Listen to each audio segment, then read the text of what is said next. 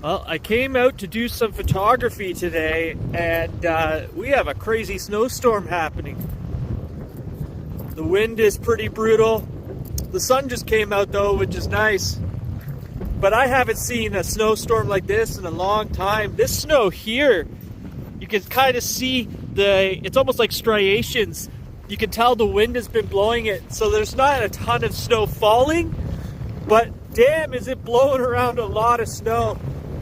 You can kind of hear it. I'm walking towards the pond here, and the wind's just insane. I also had planned on going camping, but trying to chop wood out here would be insane. Look at this. Wow. The snow is so deep already.